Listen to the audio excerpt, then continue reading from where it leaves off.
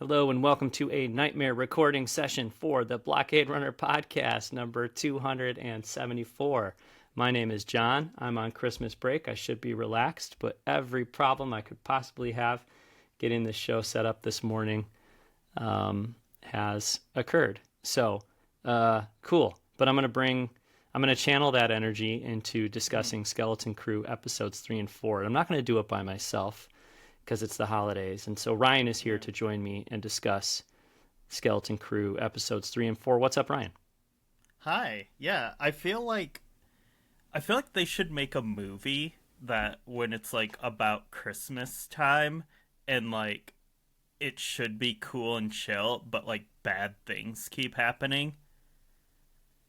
And it's like kind of funny. What if they made a movie like that? I don't think they ever will make a movie like that, but if they did, that'd be pretty cool, yeah. Yeah. Yeah. Okay. They did make 2 great episodes of Skeleton Crew. We're running a little behind here because of me. Mm-hmm. So let's just jump into it and make it happen, Ryan. Let's talk about these 2 episodes of Skeleton Crew. The first one is called Very Interesting as an Astrogation Problem. Very interesting as an astrogation problem. And I was very careful when I wrote that down to make sure that's actually what the title is, and I believe it is. So this is an episode directed by David Lowery, and it's the 3rd episode of Skeleton Crew. Mm-hmm. So this one came out now a week and a half, almost 2 weeks ago. We took a little break. We didn't record last weekend because we said, hey, we'll have lots of time next weekend, and it'll go really well. So let's just talk about episodes 3 and 4 next weekend. And that's what's happening now. So... of course, this episode opens up with a return to Atten and the parents of the children, the Skeleton Crew, as they're called, who have, of course, left the planet. And I think a lot of people, ourselves included, were like, what are the parents going to do? How are the parents going to react? So I was happy to see it open up with this scene, kind of showing Wim's dad and Fern's dad and KB's parents, too. Sort of getting together and being like, oh my God, our kids are gone. What are we going to do? No Neil family, unfortunately, in that little session. Interesting. Yeah. But, there's some interesting kind of reveals there, but, or like dialogue, some little moments that maybe we'll talk about here in a second. But how did you feel about the parents? How do you feel about the parents, Ryan? Where are you at with that whole situation?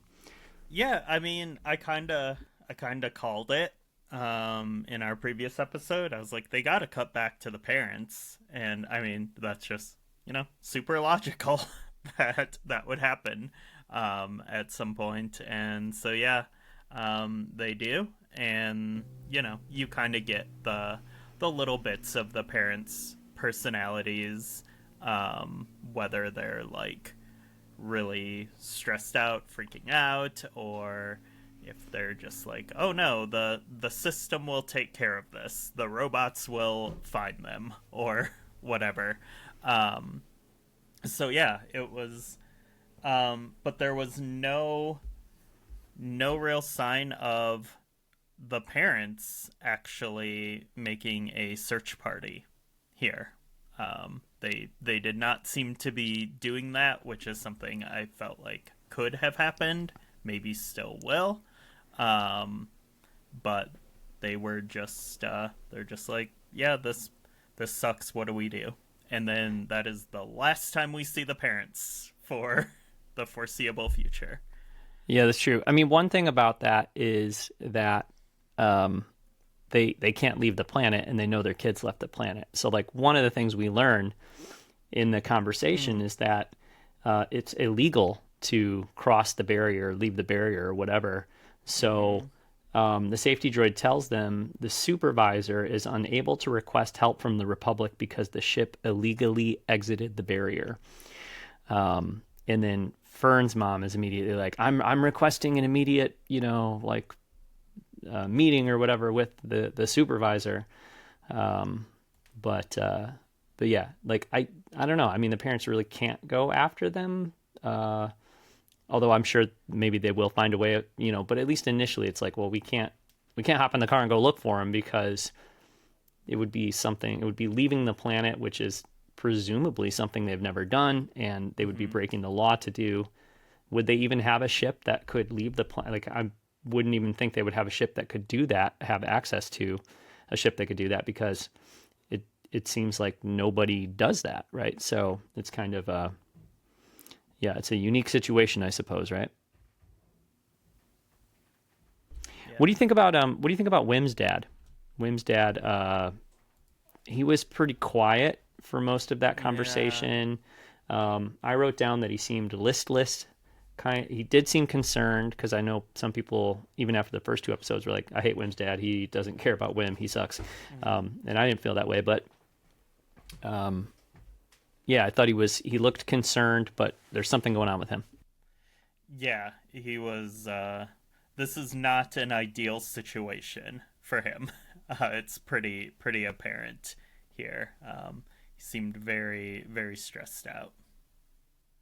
Yeah, but so you don't think there's any reason to think he's reacting in a way that other parents wouldn't react. That there's something. Oh, he probably knows something, and Mhm. he knows the scope of why this is so bad, because of the quote unquote work that he does. The great work, of course. Yeah, Hmm. the great work. Okay.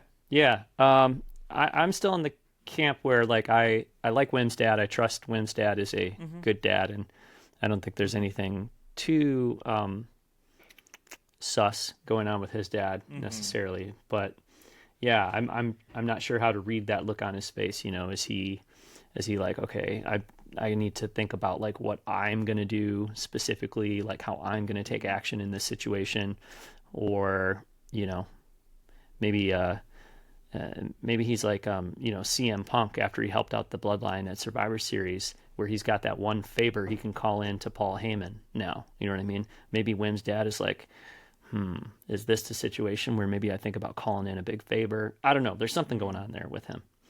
Hmm. But anyway, from there we do of course cut back to the kids and Jod, and they're still on the kind of pirate port planet thing, space station, not a planet, Hmm. space station type thing. And they need to get out, right? So they're discussing sort of like what's their best way of getting out of there. And there's some pretty funny stuff where they're in the hall, and he's like, "Well, there's so many living beings in that direction, and there's not many in this other direction. But oh my God, the Force!" Like, he's doing his whole like, "I'm using the Force to help us make decisions now," sort of thing, Hmm. Really laying it thick. laying it Um, very thick. yeah, very shades of Kumail's character in Obi-Wan. Yeah. Yeah, except for, I will say, like, of course, we'll probably be talking throughout this episode about Jod and whether he is a Jedi and what his real intentions are and all that kind of stuff. But I will say that he is appears to be using the Force on multiple occasions, like throughout both of these episodes. Hmm. So I don't. It's really hard for me to um, think that he is a Kumail type guy who's just Hmm. completely pretending to be a Jedi with like easy tricks. I don't Yeah, think he's a Jedi, but I don't think he's I don't think he's lying about being able to use the Force either. yeah, but I think he's really leaning into the like spiritual aspects of it in like a very funny way Yeah. of and then basically he just stops like at a certain point, and he does not that's not what he's doing in the next episode. He just kind of like gives up on it. Yeah. Well, yeah, yeah, I would say. I mean, I think partially because we as an audience are still, to a certain extent, really questioning. I mean, we still are even after these two episodes, but especially at the beginning of the third episode. I mean, we just saw him for a second, move those keys, and we don't know anything about him Hmm. at this point. So, Hmm. and neither do the kids. But yeah, I mean, at a certain point, by the end of this third episode and definitely into the fourth, to me anyways, I think it's clear he's using the Force in some way. So there's not really a need for him to continue uh, this whole charade. You know what I mean? He shows the kids his force ability, and we as an audience see it. But obviously it remains to be seen sort of how he learned it. Does he have any connection to the Jedi? Etc. So, yeah. But I enjoyed that stuff, like because we have Wim and Neil, who are so sort of like, oh my god, especially Wim. Neil, I think, is just like eyes open. Oh my god, I love everyone all the time. Like trust everyone. Like he's so open like that. But Wim is just like obviously loves Jod immediately because he's a Jedi, and he views him as a Jedi, and that's like so impressive to him. But Fern, especially, is like, not having it, right? She's extremely skeptical of him. And so there's some pretty fun stuff as far as that's concerned. Like, when Jod identifies that someone's coming around the corner, it's like, oh yeah, use the Force to do that, right? And then KB does that pretty shortly after, and Fern gives him the most cynical sort of like, oh, so I guess she has the Force now too. Yes, it's fun. So the kids are, and this continues throughout the next two episodes too. The kids are firmly split into two camps. The boys are they're going to go along with it. They believe him, and the girls are skeptical. Yeah. Yeah. So then they end up back on the ship. As soon as they get there in Star Wars fashion, the kids are like, well, we can't leave without SM-33, and Jod is, oh, we're not going back for a droid, right? And the kids say, fine, it's like Anakin, or Padme, I guess, Padme in Attack of the Clones, when she's like, well, I'm going to rescue your mom, and if you want to protect me, you'll just have to come along with, you know what I mean? Like sort of forcing that. It's a very heroic sort of like, action. And the kids are like, well, if you're not going to go back, we'll go back, right? We're all going to go back and get us some 33. And Jod is like, well, okay, let me do it because you guys are going to get caught immediately. So I'll go back and get him. And he does. And he goes back and rescues him. But I like that because the kid's kind of taking that stance and being like, look, you're not acting like a Jedi right now, Mr. Jedi guy. But we'll do the Jedi thing. We'll do the heroic thing, and we'll go back and save SM-33.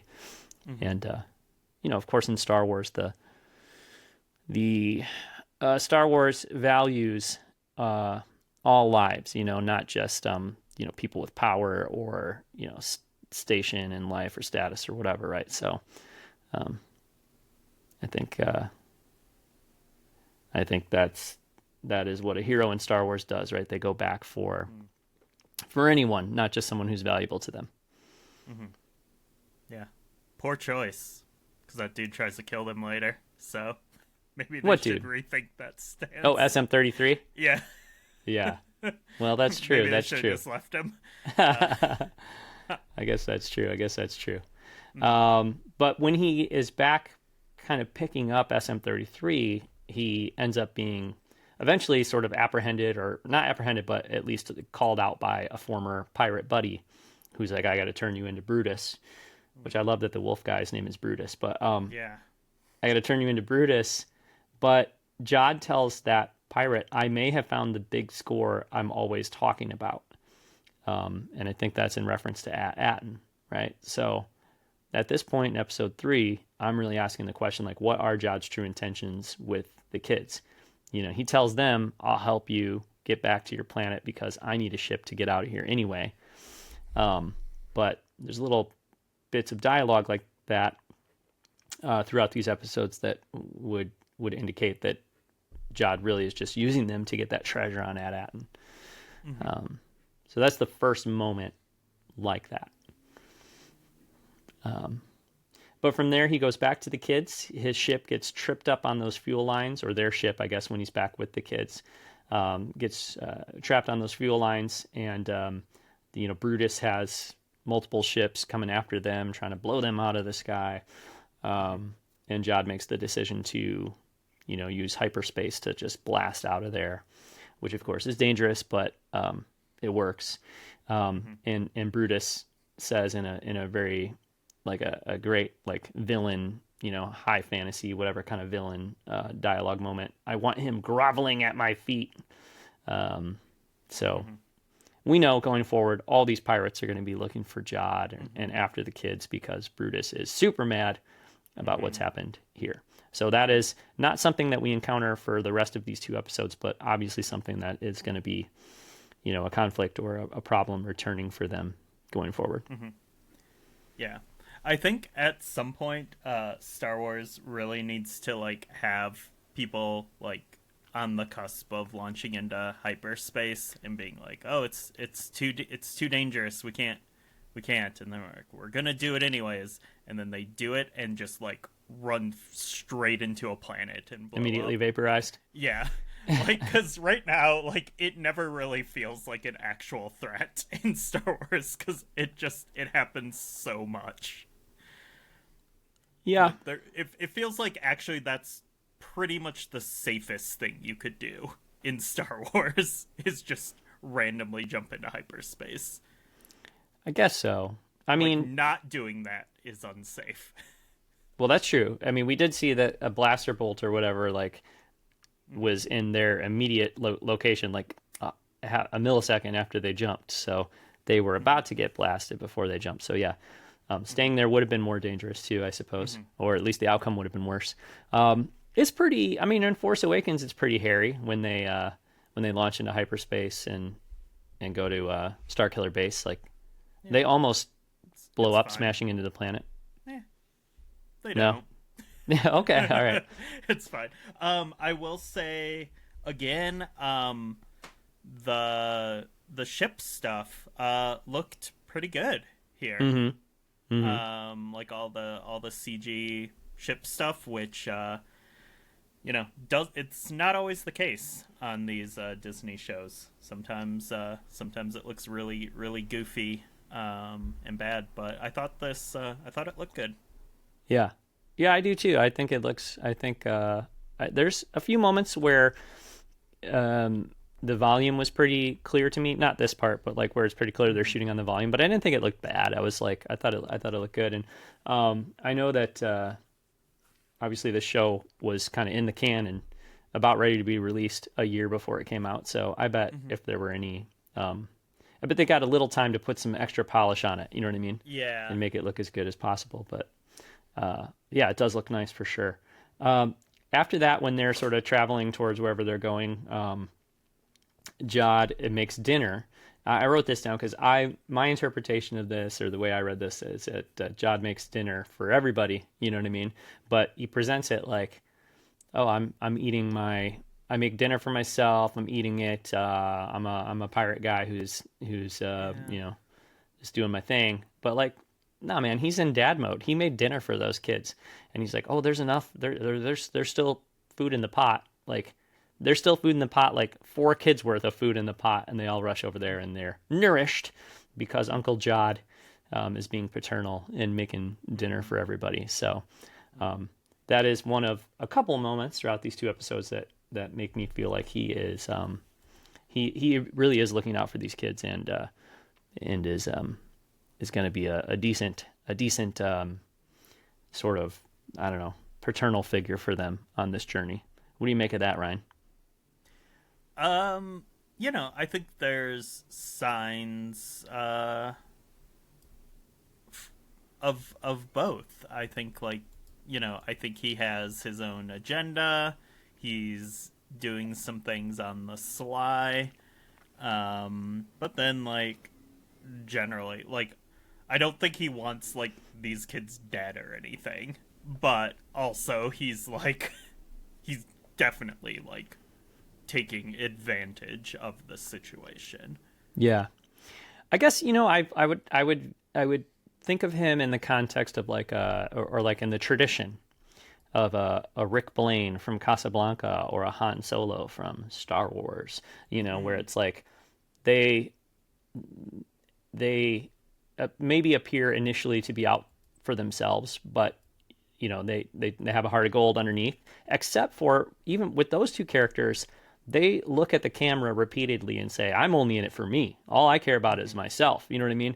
And he doesn't even do that. You know what I mean? So I guess it's a little more interesting because it feels like, well, maybe he's being really, really dishonest and he's being really, really sneaky and he's trying to present himself as a nice guy, but underneath it, we know he's a pirate. We saw him in the beginning of the first episode being Mr. Pirate guy, right? So we know he's a pirate. So like, is he really just a completely underhanded, sneaky, whatever?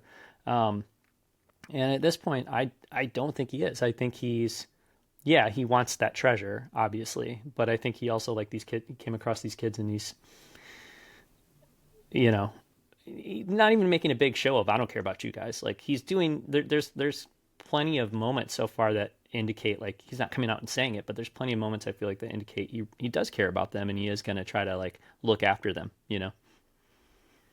Yeah.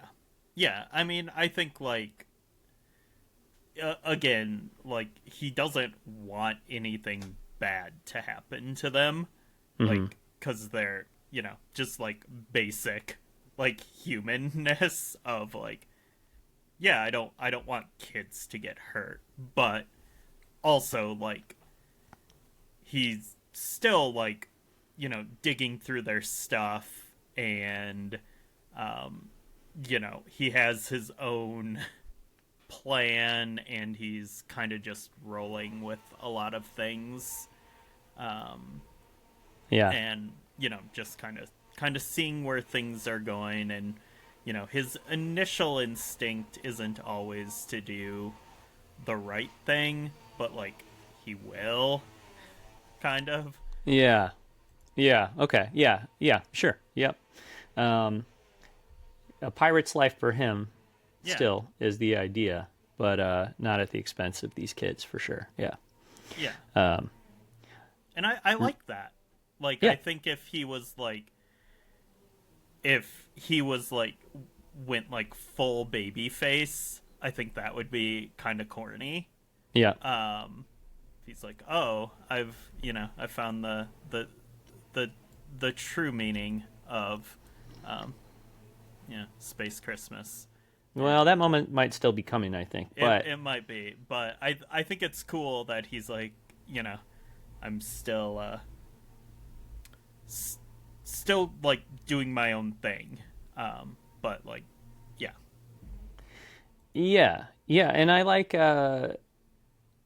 just like the fact that it's not, I feel like we usually get a character that's presented as totally selfish and probably a villain, and then they flip Mm-hmm. and they do the babyface turn, or Mm-hmm. they're for sure a bad guy, and then in their final moments or whatever it is, they flip and they become the babyface. But in this case, Mm-hmm. it's like he's not either of those things. Like he's not clearly a super super good guy. I mean, he's a pirate, and he seems to have a taste for theft, you know what I mean, and like whatever, but he also never has done anything that's like really, I guess, besides maybe that raid in the beginning of the first episode where he led the crew in and they were, you know they're being pretty piratey, pretty criminally, pretty, shot a lot of people, whatever. But besides that, he doesn't do anything that would make us think like, oh yeah, he's a villain. So yeah, it's yeah, I don't know. It's a scoundrel. He's a scoundrel character, and I'm pretty sure he's got a heart of gold. But it's not being played, totally in the Han Solo playbook, which I think makes it a little more interesting, or Yeah. not exactly something we've seen before in Star Wars. Yeah. Yeah. Yep. The kids have a really interesting. He reminds Yeah. me a little bit of one of my favorite recent Star Wars characters, DJ, in In The Last Jedi. Yeah. Yeah. Which is that kind of like, yeah, I'm gonna, I'll help you, but I'm gonna kind of take care of myself because honestly, like, this, that's all you can do. Yeah, but yeah, I suppose so. I don't think that. I don't think he'll have the heel turn. that Yeah, he wouldn't do TJ did. the ultimate, like, well, I'll try to be a nice guy to you guys as long as I can, but once I can't do that anymore, then screw you, and I'm gonna totally sell you out. I don't think he would probably do that to these kids, but we'll see. Maybe. Yeah, well, maybe. Yeah. Insert the GIF here. Yeah, but the kids have a pretty interesting conversation after that scene because they're on the ship having a conversation. and talking about like, what do our parents do, you know? And I kind of Hmm. missed this the first time I watched the episode. It was late when I got home and watched it, and I kind of missed this. But on the second viewing, I perked up a lot and paid much more attention to this conversation because it was really interesting. It was like, what do our parents do? I don't know, but it's boring, you know, like they contribute to the great work. Like it's so boring. And it's Neil who says, maybe the treasure on Atten has to do with the great work. And then like it kind of cuts, the scene kind of ends there, but you see this look on all of their faces that it's like, oh, wait a minute, maybe we keep saying there's no treasure on Atten, but maybe the great work, which we really don't know anything about, maybe we should start kind of questioning that and wondering what is the great work, you know? Hmm. And I don't know what the great work is, Ryan. Do you have any theories about what the great work is? I no, no, Yeah. and I think you know what I kind of said that I liked about this show in our first the first time we were talking about it, that really surprised me is that there's a there's an actual mystery at the core of this show that is like slowly being revealed to the characters and the viewer. And I saw like some complaints in reviews about these two episodes, specifically the fourth episode, of like, you know, nothing happens, the pacing is too slow. You know, this isn't a fun adventure anymore. It's not, you know, it's not what was promised or whatever. And to me, like these two episodes have been like my favorite, especially the fourth episode, because for me, like it's not really about like the, you know, hey, here's a bunch of references to stuff from 1980, but it's like, oh, there's like an actual compelling mystery to this show. And I think like these two episodes, in different ways, kind of focus on that mystery. And there's just like slowly giving you pieces. And then you're like, oh, okay, I think I know where this is going. Okay, maybe not. Um, and yeah, I think that's what's like really kind of hooked me, Hmm. because I think that is, you know, uh, just the compelling like heart of the show for me. Um, yeah. Yeah.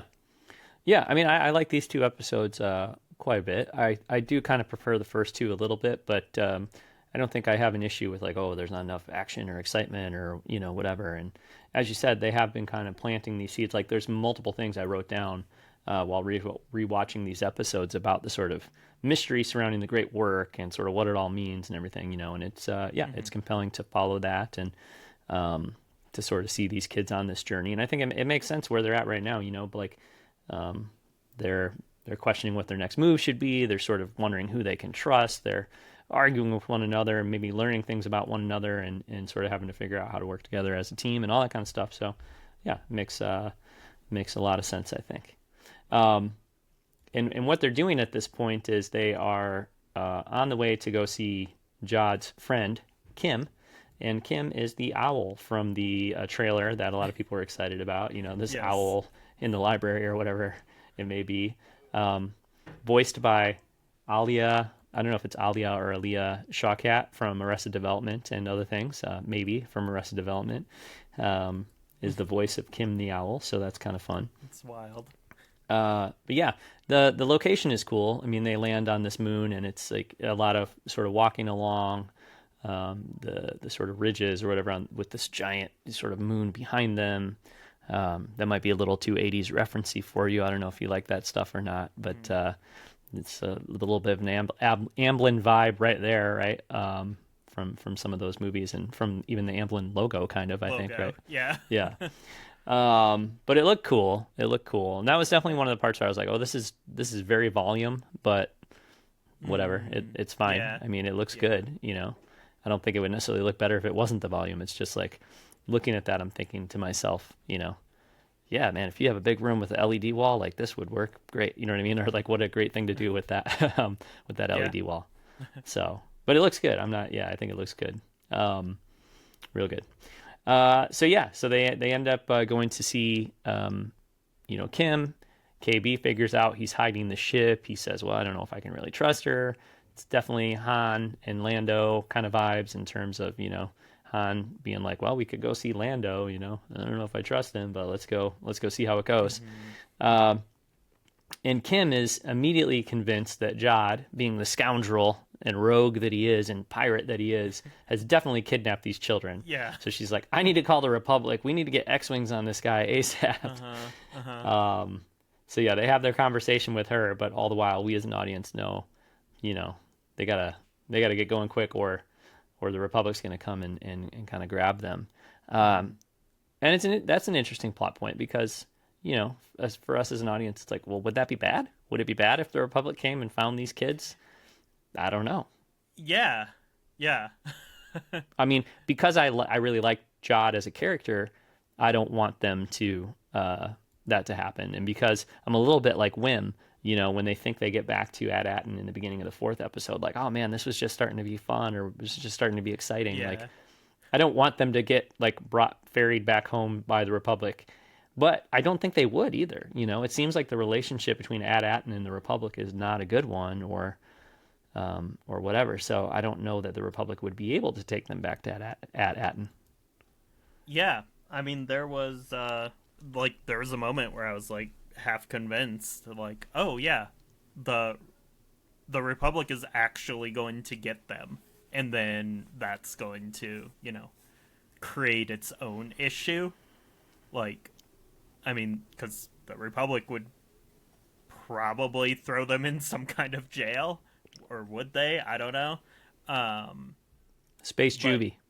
Yeah, and it would still and the Republic's not gonna know what to do with them or know how to get them home, so then they would just be stuck in holding again. And I thought that could potentially happen, but it didn't. They got away. Yeah.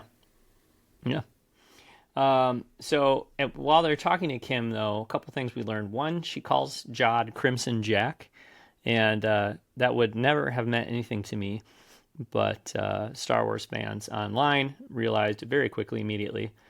I think our friends at Blast Points knew in seconds, that Crimson Jack is a character from the 70s and 80s Marvel comics. You didn't know that? You hadn't seen that? I did not know.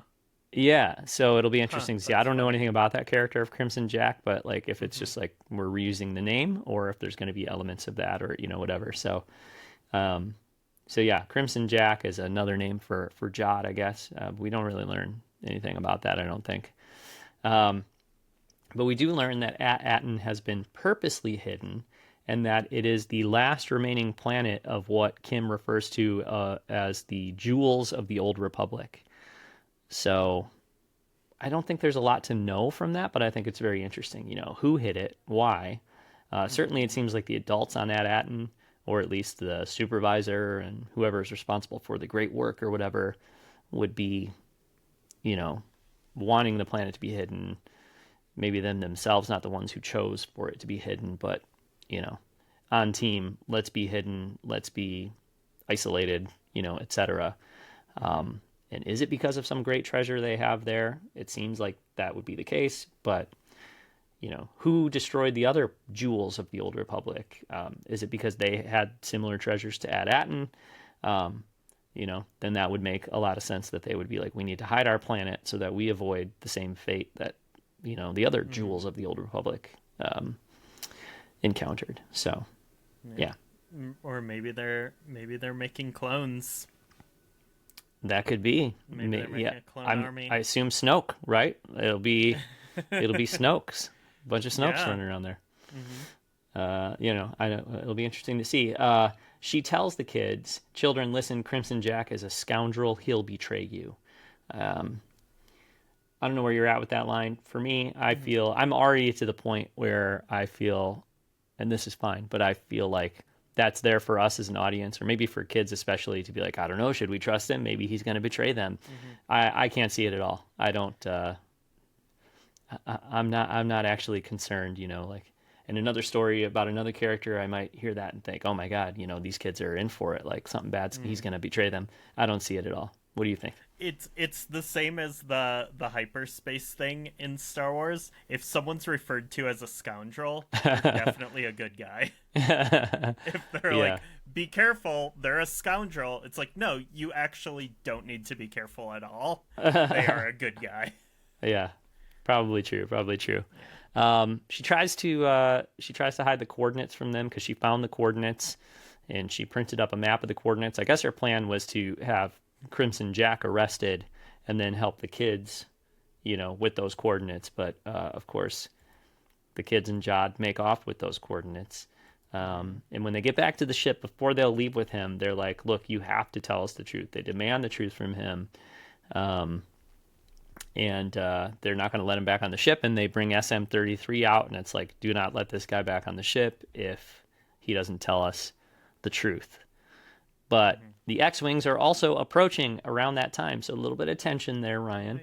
And in the end, he doesn't exactly tell them, so we don't really get an answer, but I guess he tells them enough for them to say, okay, let's go.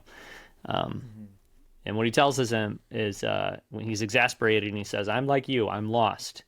And then he also says, I never actually said I was a Jedi. So a little bit owning up there to that, although, I don't know, I still think he could be not a Jedi Knight, but I still think he could have spent time with the Jedi, was being trained to be a Jedi, was a Padawan or something, maybe in the past. Something like that. I don't know. Yeah, I mean, again, I kind of hope not, because of what we've talked about a million times about, like, we can't just keep finding Jedi with every new video game and comic series and TV show. Like, yeah, but if he flunked out when he was 8 years old or something, before Order 66, I wouldn't. I don't think I would object to that too much. You know what I mean? But maybe not. Maybe he just has some understanding of the Force from some other means. I'd have to do the math, and I'm not very good at math, but this is about 25 years after. Would it be about 25 years after Order 66? 27 years, something like that? I cannot do this. Well, A New Hope is 19 years after Revenge of the Sith, and this is a few years after Return of the Jedi. So if you figure there is an answer to this, and people who know Star Wars better than Like I do at this point would know it. Maybe. Yeah, I think like the whole original trilogy is only 4 years or something. This is a couple years after that, like so some amount of years after it. Yeah. Yeah, so maybe 30 at the most, right? So if he's 40 years old, he would have been 10 years old at the time of Order 66, which, he definitely could have learned some Force stuff in some way before that happened. Or, it could be that after Order 66, he had this Force ability, he was a teenager or whatever, and he came across a Force user of some other denomination, variety, etc., and kind of on the down low learned some quick and dirty use of the Force. Yeah. Which wouldn't make him a Jedi, but also, like, if the kids are assuming, oh, this is a Jedi, like, it doesn't make him, I mean, it makes him not technically a Jedi, but, like, what they mean is, like, this is a guy who can use the Force and, like, whatever, right? Like, and that is, from a certain point of view, not totally a lie, right? Like, there's no Jedi anywhere at this point. So if he's like, well, yeah, I mean, I'm not a Jedi, but, like, I can turn the lights off when I snap my fingers, so, Yeah, it's tough, though, because, like, Star Wars storytelling has been also doing this thing where, for the past 10 years of stories, that there's, like, Vader and Inquisitors who were going around the galaxy, like, sensing people who had Force powers and, like, killing them. Like, they were doing that work. And it was very effective, and they got everyone. Yeah, I don't for the think people so. they didn't. Like, so Yeah, but I think don't know. I think the primary thing they were doing was hunting down remaining Jedi. And that's what I'm saying. Like if this, hey, Jod even says it at one point, and it's when he's doing his corny like pretending to be a Jedi thing. But like the Force flows through everybody, right? So Mm-hmm.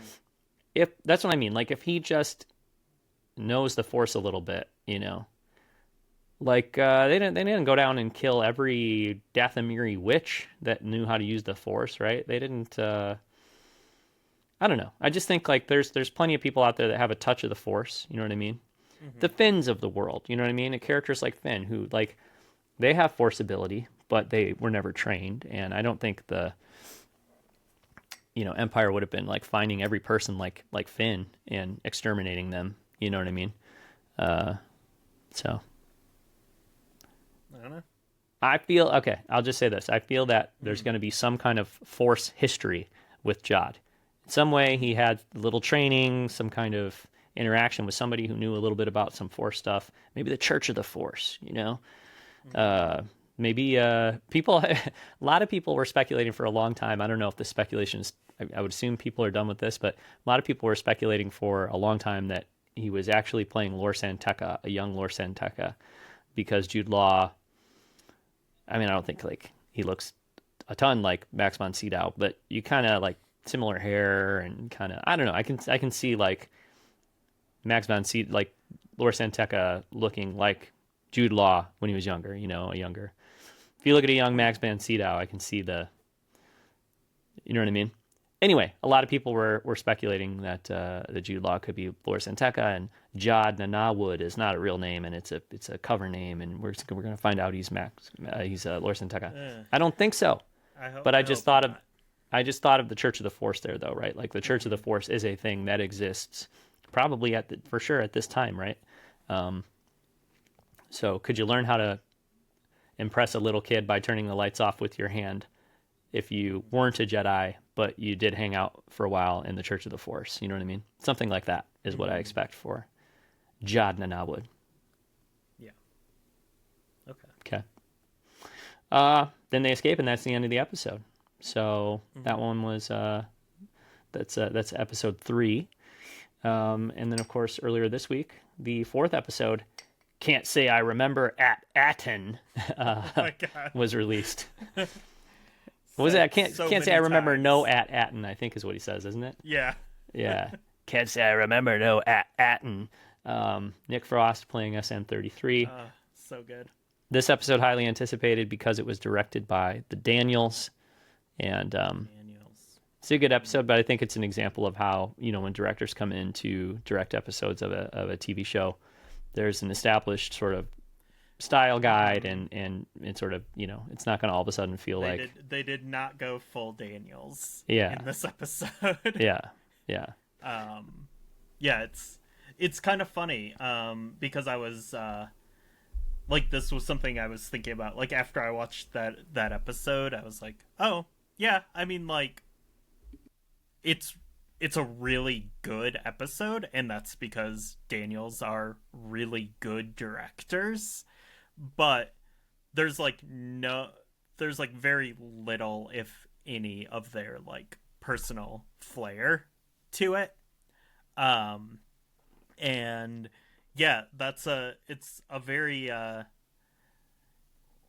it's a conversation that's also happening on around Disney with the new Mufasa film, because they got the director of critically acclaimed independent film Moonlight to direct that movie, and people are like, you anyone could have made this movie. Like this dude did not have you know any room to do anything that he People who've would. seen the movie are saying that.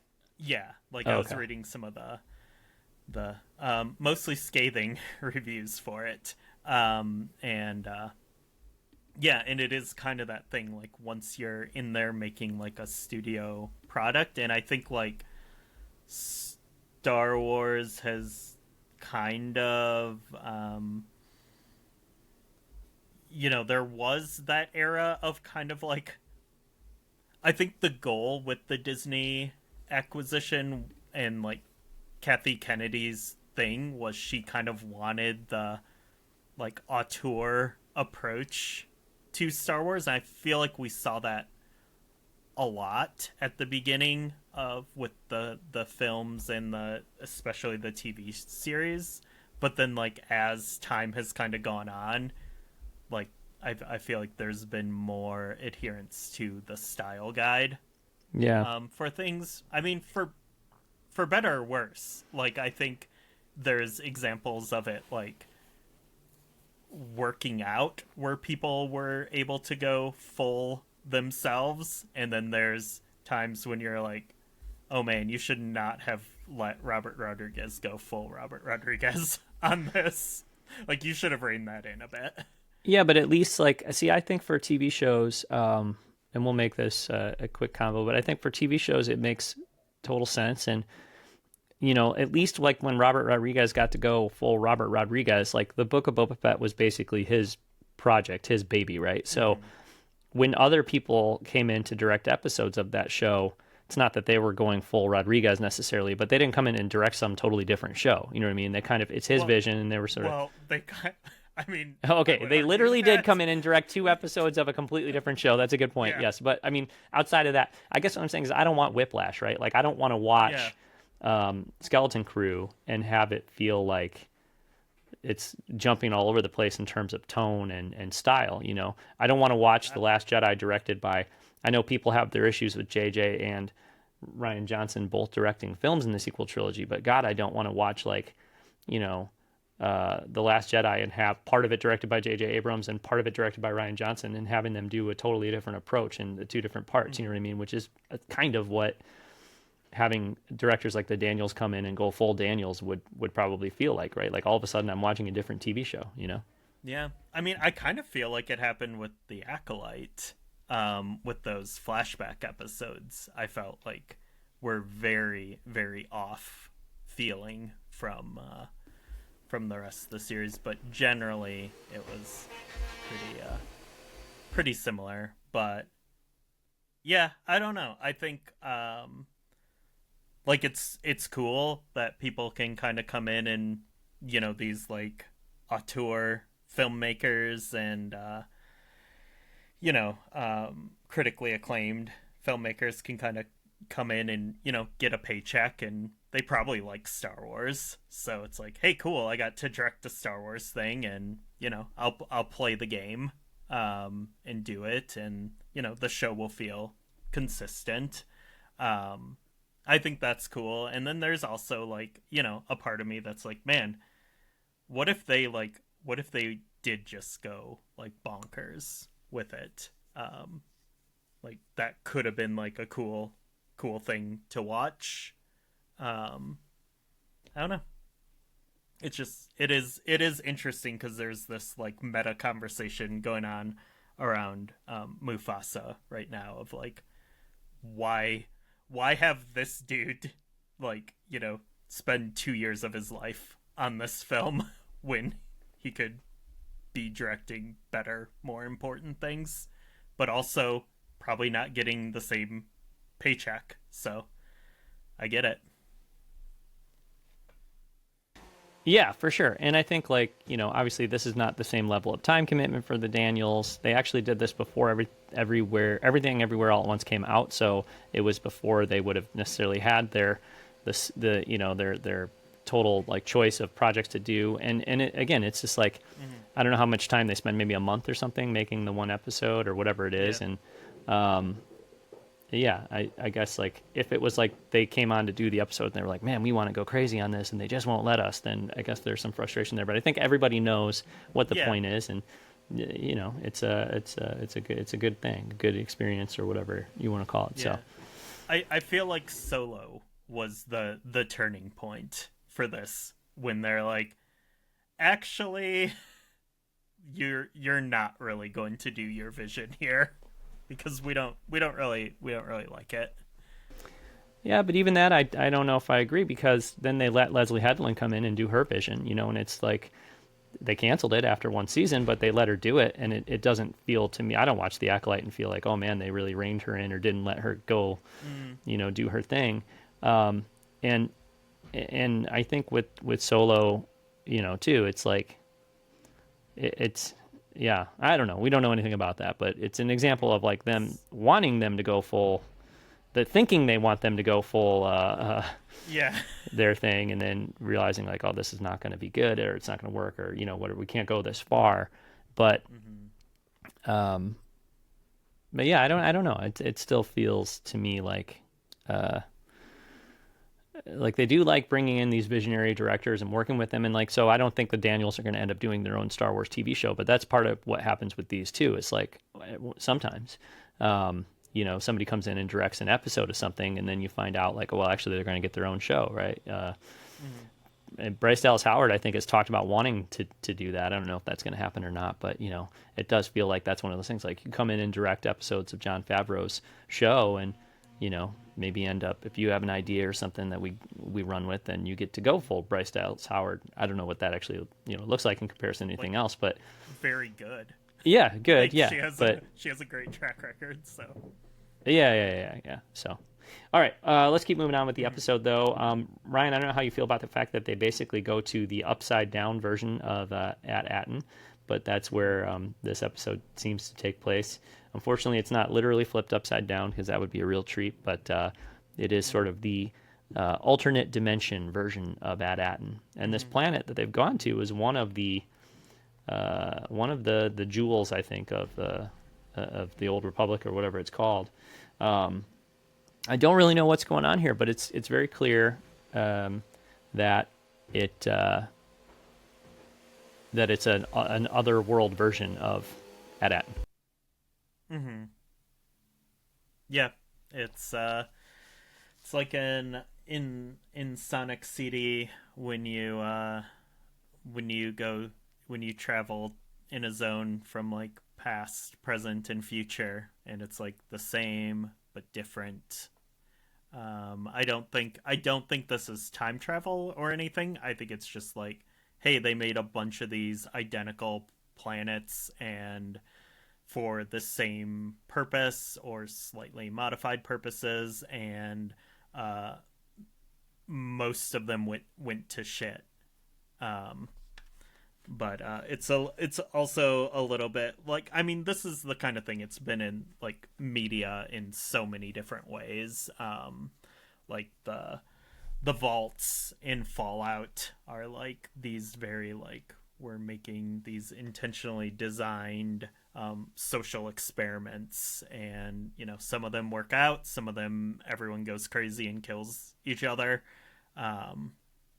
But yeah, it's been in countless sci-fi over the years. Yeah, I don't think it's time travel either, although I did write that down with a question mark because I'm curious what's going on. And some of those rooms are exactly the same as rooms on at Atten. Yeah. Yep. All right, they end up meeting up with this army of kids, the Troik, I think they're called.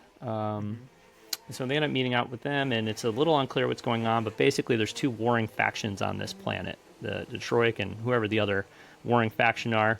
And in a reveal that I'm sure made a lot of people celebrate, it turns out the big conflict is about some stolen Eope. Yep. Uh-oh. So they end up running with these kids to their sort of like base or whatever, where they'll be safe. At first it felt like kids versus adults, but when they get to that base, we see that there are adults there too, so it's not really that. But I guess these kids who feel like an equivalent of the Lost Boys, maybe in a way, right, are out there scouting or whatever. So they go back there. We see that location is yet another sort of decrepit and destroyed version of an exact location from at Atten. And they have a conversation with the dad there, who says, hey, like on this planet, we treat kids like, we acknowledge their potential and their ability, and we give them that responsibility, which is, is pretty interesting. This is a Peter Pan story in a lot of ways, and that's about kids that don't want to grow up. And on this planet, it's like, no, we make them grow up right away, right? So it's another kind of take on that.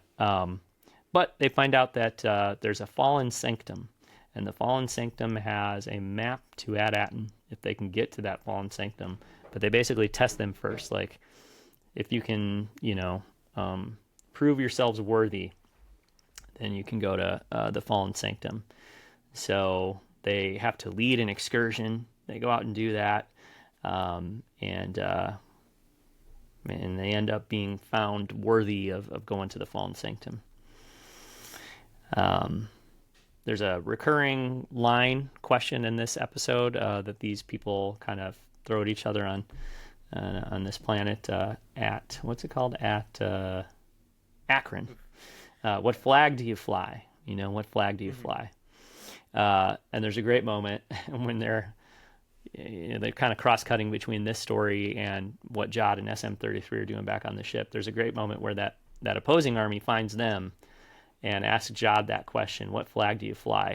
And he kind of looks around for a second. And he goes, you know what? Just shoot me. He drops to his knees. He said, just shoot me. That was a great line.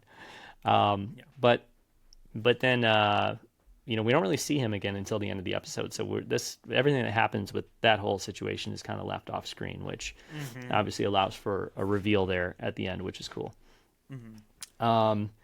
And the other kind of big component of this episode is Neil's relationship with Hannah, is the name of the girl, Hannah, the child soldier, and his relationship with her, because Neil is obviously very much like a pacifist. He's just like, I don't know, I think I would try to figure out the problem and talk about it and not fight, and he sells his vision of Ad-Atten to her as it's a peaceful place. And anyway, he's very much like the pacifist type character, and obviously she's someone who has to fight every day to survive, and her culture on her planet is much more about combat and battle and conflict. And so the kind of I guess the sort of storyline here between these two is them maybe learning from each other a little bit, but mostly her kind of looking at Neil's perspective and lifestyle and saying, wow, that might be nice. And there's little moments where Neil's kind of generosity and kindness are on display in the episode. There's a moment earlier where gets his rations for the day and immediately offers them to two other kids that seem hungry. And, it's good guy, Neil. Neil's a real good guy. Yeah. A real good guy. Yeah. So, the episode kind of concludes with, they look like they're going to be going into conflict against this opposing faction. They kind of emerge from the fog there, a little bit like, I can't remember if it's Hidden Fortress or Seven Samurai that has that kind of thing going on, but you may have seen the trailer for the Phantom Menace once or twice in your day when the Gungans emerge. And are they on Eope when the Gungans emerge from the fog? In that trailer, I think they would be, right? Are they riding Eope? But anyway, okay. So they emerge from the fog, and it turns out Jod Nanawud is with that opposing faction, and he settled the whole thing. He used the kids. He stole the kids' credits, and there was a moment earlier where we saw him rooting around in their stuff. He stole the kids' credits and used them to buy back the Eope, and I guess that settles the beef, at least momentarily. Yeah. So, how did you feel about that kind of plot point? So, okay, this episode as a whole, I think is something kind of different for Star Wars TV series shows, because honestly, it felt very much like a Star Trek episode to me, where it's like the crew finds themselves, thrust into this situation that they don't understand with these people that they don't understand, and the people don't understand them. And then there's like a kind of, there's some philosophical questions, and then there's like a moral resolution at the end. And that was like, I was getting this vibe throughout. I'm like, this feels like Star Trek. And then as it kept going, I was like, no, this actually feels like a very specific episode of Star Trek. So there's an original series episode called "A Taste of Armageddon," from the '60s, and um, in the episode, the Enterprise crew visits this planet, and they're in a state of perpetual war with another faction.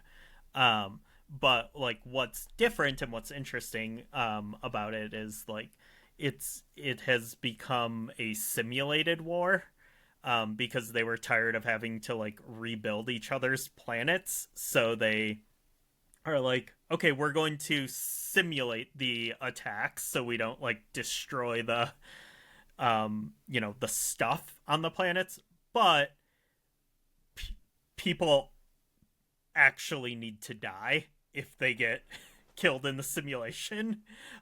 So they go into this like machine that vaporizes them, and it's like insane, like high concept, like really dark sci-fi stuff. But so that part is not similar, but the fact that they're in this like never ending war with each other, and like they don't really remember why the conflict started, which is, kind of the case here. And they're like, well, that's just how it is. We're just always in a war. And like, the people from the Enterprise have the perspective of like, well, just stop. Like, and which is like exactly what Neil is doing here. Like, have you even tried to talk to them and like figure out a solution here? Um He says at and one point the really brave thing to do would be to just make peace already. yeah, yeah. And like, and the people who are in this conflict are like, well, no, this is the only way things can be, because it's the way things have always been. And then you get an outsider's perspective, and they're like, you're insane idiots, stop this. And which is one of the great sci-fi analogies, our uh, for our own world, and our reality. But yeah, I was like, wow, this feels like Star Trek, and then I was like, no, this actually feels like an actual Star Trek episode. Yeah. So I'm curious, but also it's like, again, it's not in. I mean, it was probably pretty new ground when Star Trek the original series tackled it in this way, but I I'm sure there are hundreds of examples since then of like the same type of story. But it's it's kind of interesting in that way, that like it's just a very Star Trek feeling Star Wars episode, which is kind of cool. Hmm. They hinted to us with KB's visor, covering her eyes. So Oh they yeah, told us. They told Geordi us without LaForge telling us. vibes. Yeah. Yeah, I like that. Well, everything is settled because Jod saves the day. Mm-hmm. He used their credits, but he did save the day. So, again, I think we could say as an audience, well, maybe he just did it because he knows he needs to, get off the planet, and he has to have Captain Fern to be able to get off the planet, because otherwise SM-33 is not going to let him do it. Yeah. But yeah, I don't really think so. Well, he needs the coordinates too, I guess, right? So, although I don't know that he would have known that those kids that are with the kids would be able to get him there. But anyway, it's all settled. Neil has a sort of a tearful goodbye with Hannah, and she tells him, "Your weakness, it makes you kind, and my world could use some kindness." And then she gives him a smooch too. Gives him a little kiss. Yeah, which is, I think, pretty cool for Neil. Yeah, he was pretty into I think he it. was hyped. Yeah, so that was good. That was cool. And then they end up going to the what did they call it earlier? The Fallen Sanctum. They go to the Fallen Sanctum. They find these pillars. I think there's 7 pillars, right? They all have coordinates to each of these jewels of the Old Republic.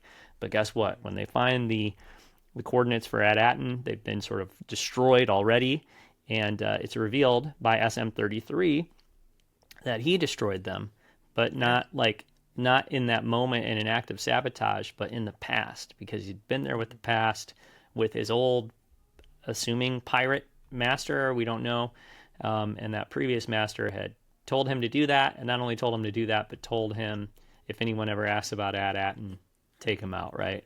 Rip him from limb to limb. Is that, yeah, rip him from limb to limb. So he starts attacking the kids.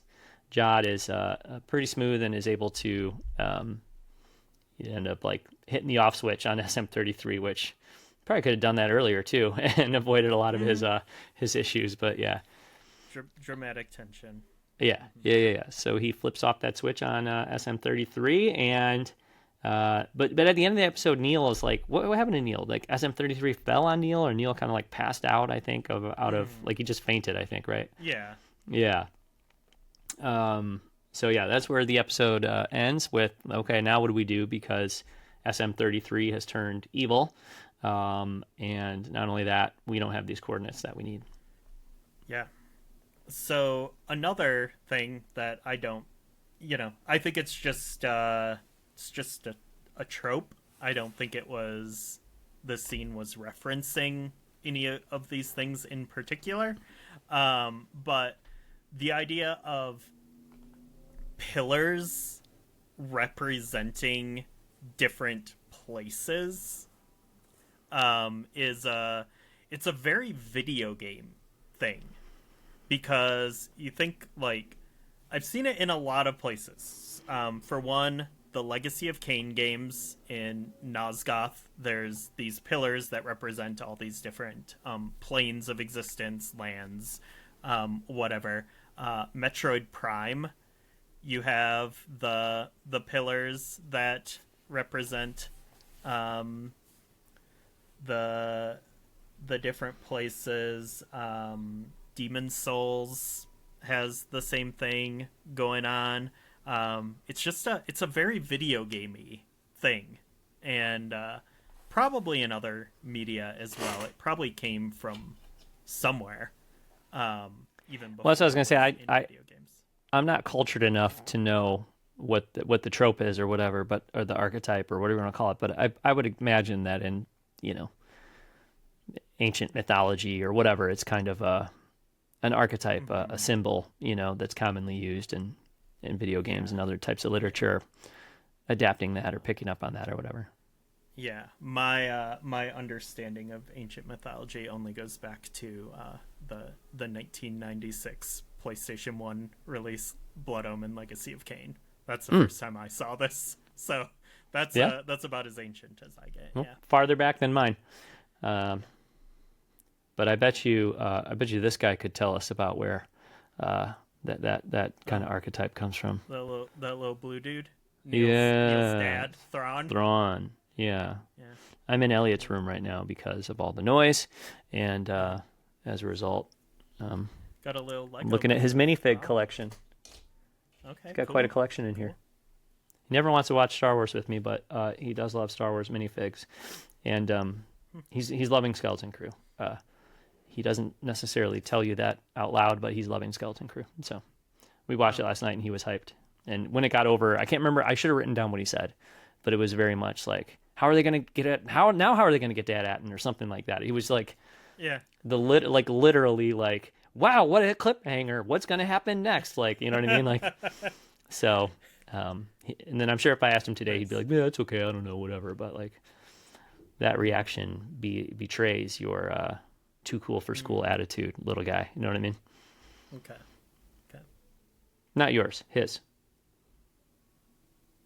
But if you want to start fronting and acting too cool for school, I'll tell you the same thing. But no, I am absolutely not too cool for Skeleton Crew, because I think it's really good. I thought episode 4 was really good, but it's getting brutalized in reviews. It's bringing down the show's average on Rotten Tomatoes. Because it was sitting. Skeleton Crew was sitting pretty at like that 95-96% critic acclaim, and now it's after episode 4 it's down to 90%, because that episode got got slaughtered. So Yeah. I don't know if it's Well, gonna that's keep unfortunate. dropping or if it's gonna win people back. But I thought episode 4 is really good. So I don't know. Yeah. Haters. Yeah. I mean, like I said, it's well, I don't know if I did say this, but it's probably my least favorite episode, but not by like a large degree or anything. Like it's like I like the first two the most, and I probably like the third one a little better than this one, but I've liked them all a lot, and I don't have any issues with it really. You know what I mean? So it's just like I can understand if, or for me, I probably like it 10% less than the other ones, but it wouldn't, you know what I mean? It's not like any big I difference think there or it's anything. my favorite one. Well, that's cool. Yeah, I that's think it good. rules. Yeah. Okay.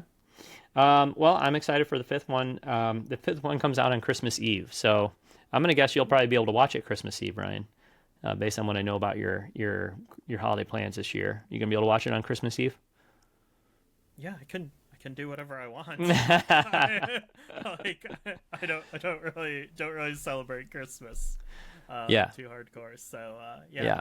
it's just another day, and it just happens to be another day when a lot of things are closed, but I get to watch a Star Wars Yeah. show, so that's cool. Well, that's cool. I will be busy for a couple days at least after that new episode comes out. So maybe we'll get together again sometime later next week or later on in the week after things have cooled down. Yeah. Cool. All right, cool. But yeah, so I will be. Well, maybe I'll sneak in a viewing of the episode sometime. Christmas Eve or Christmas morning. I don't know, but I won't really be able to soak it in, I don't think, until after the holiday's over. I've been expecting them to announce, like, actually, you know what, we're going to release it on Monday the 23rd instead of on Christmas Eve, because that's what they did with the premiere episode, and it's just like, doesn't seem like the best time to release it. And I'm a little worried, too, because there's been signs that the viewership, I think you sent me some signs that the viewership hasn't been awesome. Yeah. So if they release the fifth episode on New Year's Eve and the fifth episode on Christmas Eve, and I think the sixth one would be New Year's Eve, wouldn't it? Like, I don't know. I don't think that's going to do the show any favors, but we'll see. It's already feels sent to die in a way. Yeah. I don't think you're not getting anyone else on board. You're not gonna probably lose anyone. I mean, a significant amount, but this, I don't know. I guess it just means that a lot of the views won't be on the premiere night, and hopefully a lot of the views will be later in the week or whatever, and they'll still get a good number of views, right? Yeah. I mean, I think generally speaking, the people who are watching this show like the show, which was not the case with The Acolyte. Right. But The Acolyte consistently performed better than this show.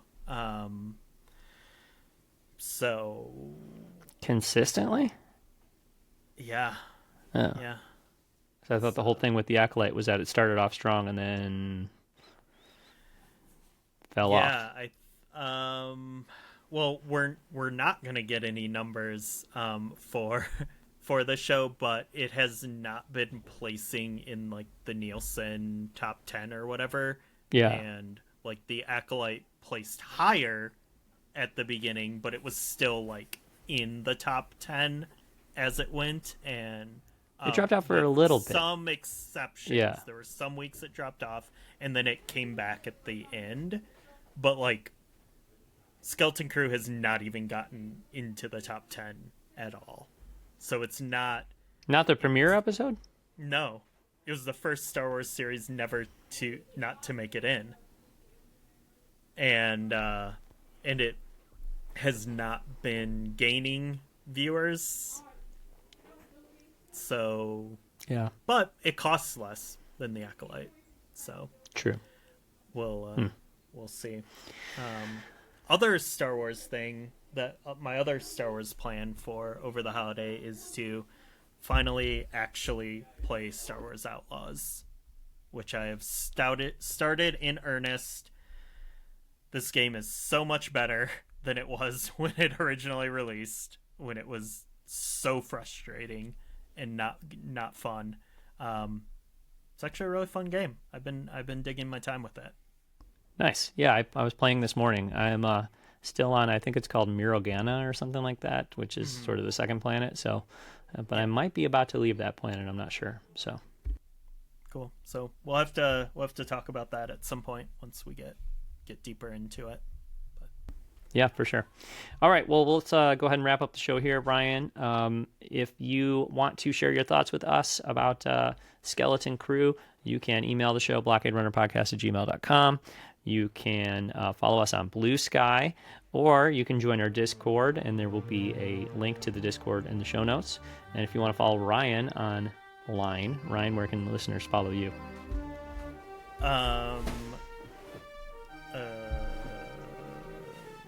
Def Stand 480, standard definition gaming, Blue Sky, DVD menus on Blue Sky. All right, cool. Thanks for listening, and we'll be back soon with another episode of the Blockade Runner podcast.